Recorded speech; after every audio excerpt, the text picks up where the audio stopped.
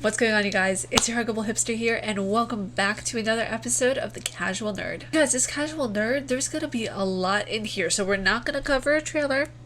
We're not gonna do a lot of the stuff. We're gonna go straight through. We're gonna go, well, not quick, but we're gonna go with fervor.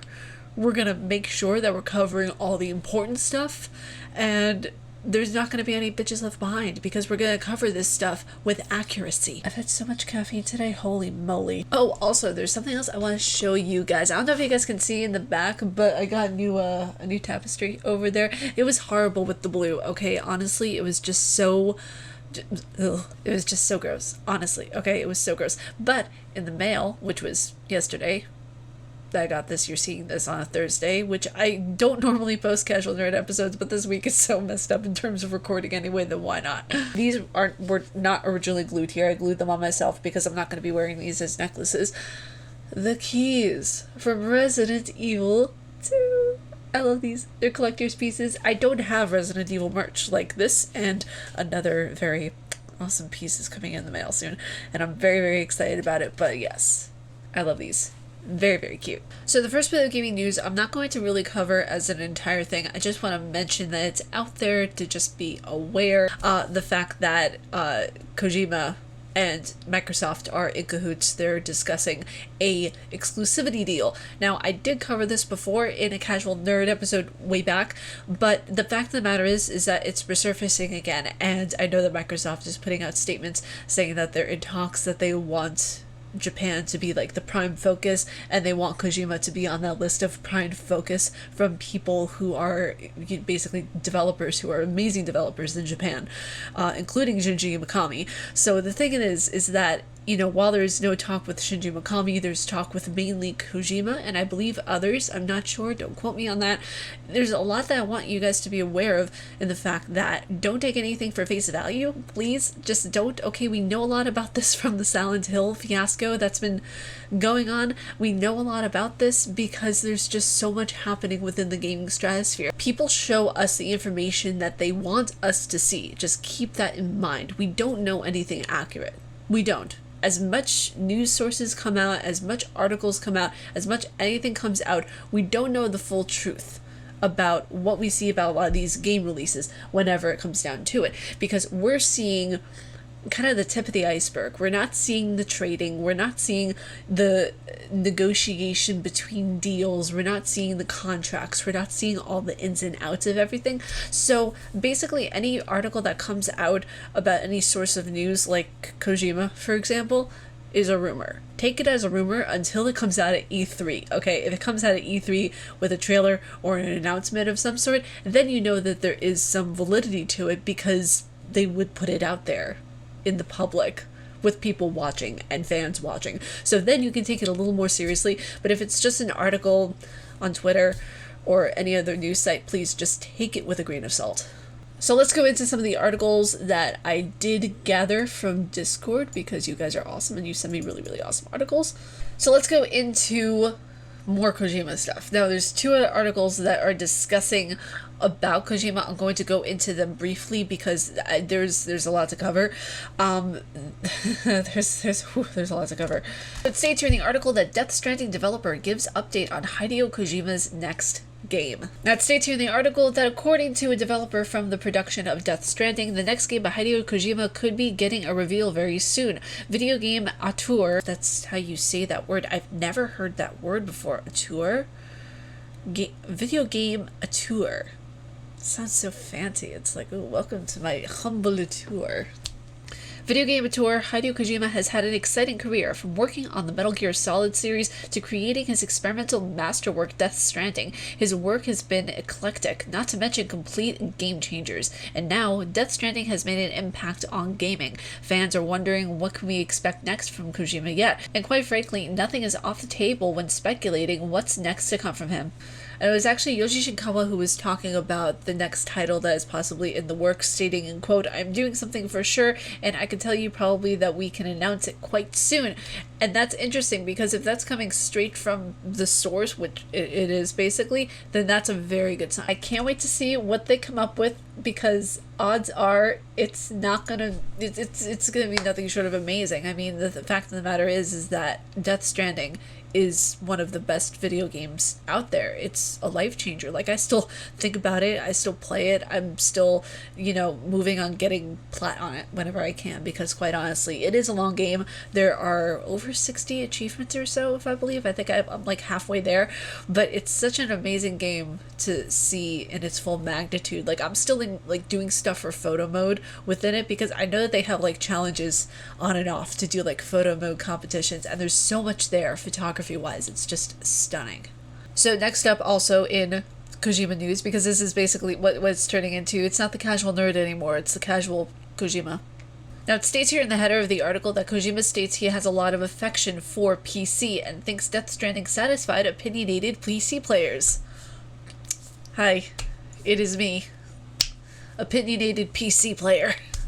Now, it states here in the article that Hideo Kojima has spoken about the importance of bringing Death Stranding to PC and the challenges involved in meeting the demands for core PC players. Which, by the way, I just want to say, as a PC player and as also a console player, I'm so incredibly grateful that he brought it to PC. Like, that game, I've said it so many times, but Death Stranding has made such an impact on my life as not only a human being, but as a gamer. It's one of the just most amazing games I've ever played, because the core thing about Death Stranding being on PC was that it was made more accessible for so many more people. And that's the thing of where whenever Death Stranding came out, I was like, oh, I really hope that someday, it comes to Xbox or PC.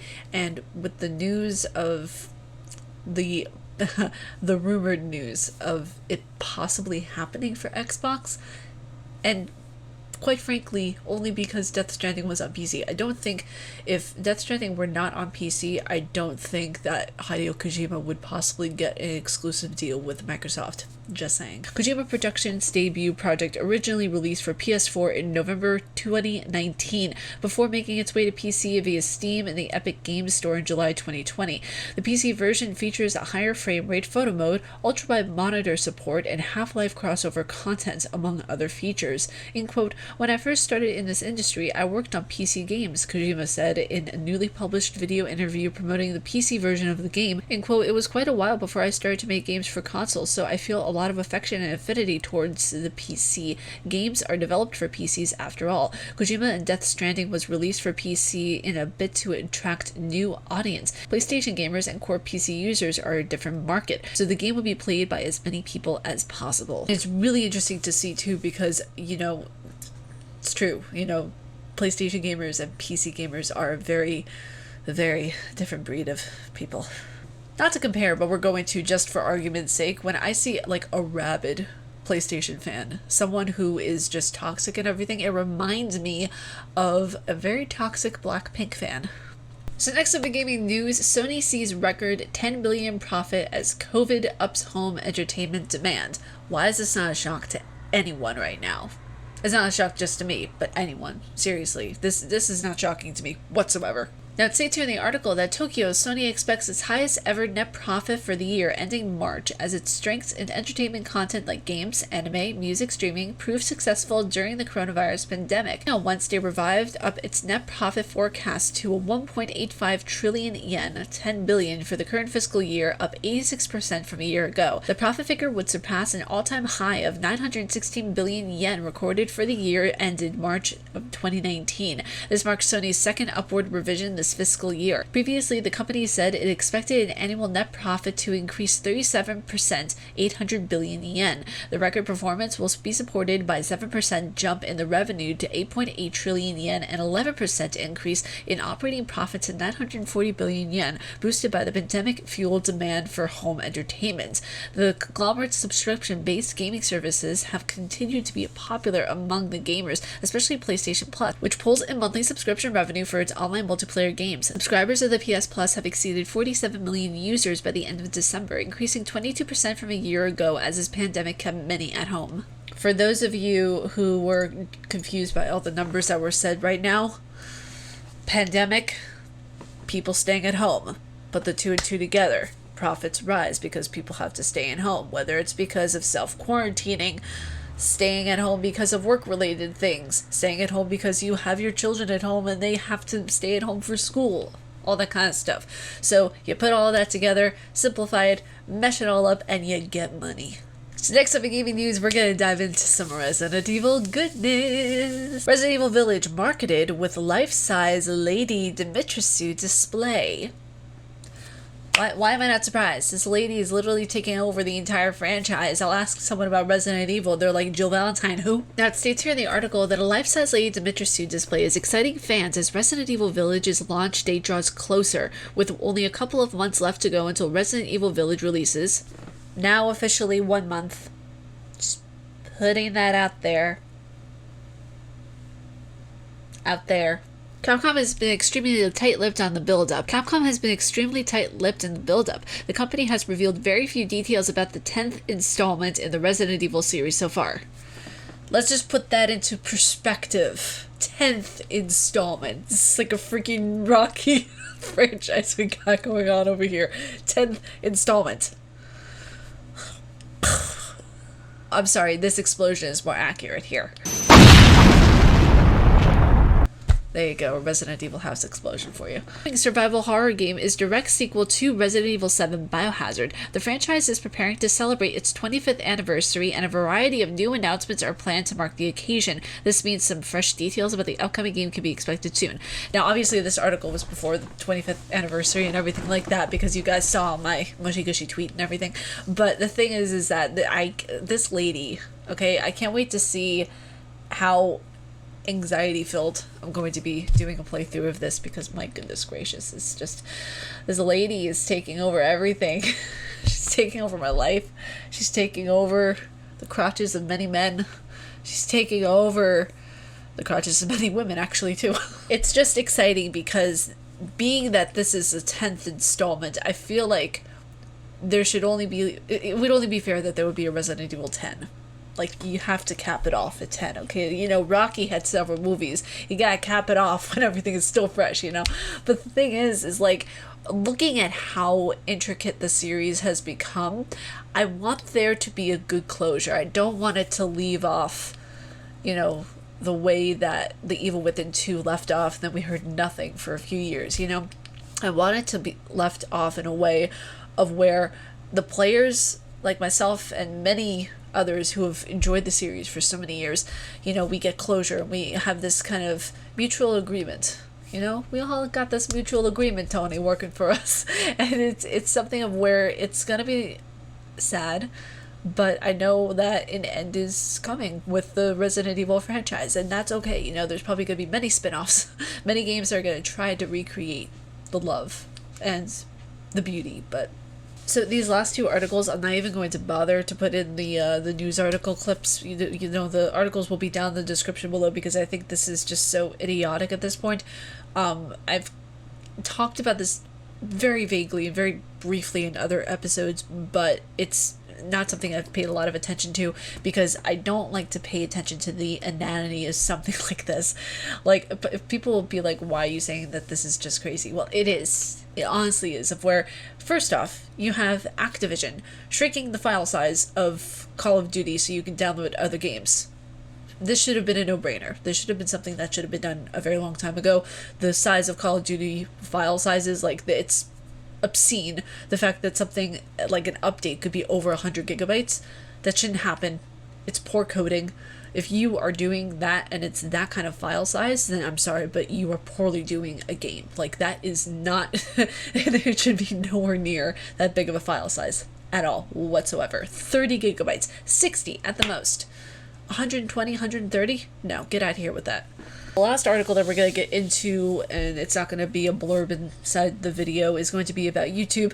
Like I state in every single video, all the articles will be down below for your viewing pleasure, okay? There won't be a single time where I won't put in an article or anything like that. Everything will be down there so you guys can read all the stuff that I do my research on. It states here in the article that YouTube tests hiding dislike counts on videos, which to me, it's both good and bad, because you have the dislike there for a reason. That way the creator knows what to create, what not to create, but also in the same token, it's meaningless because it adds nothing to the statistical value of the video. Like, it doesn't hide the video in analytics for people who want to watch it. Like, if you get comments and you get engagement, no matter what, it's going to boost that video. So I don't exactly understand where YouTube is going with, well, we're gonna hide the dislike, that way people only see the good. You're doing great, sweetie. Like, no, that's not the way to do it.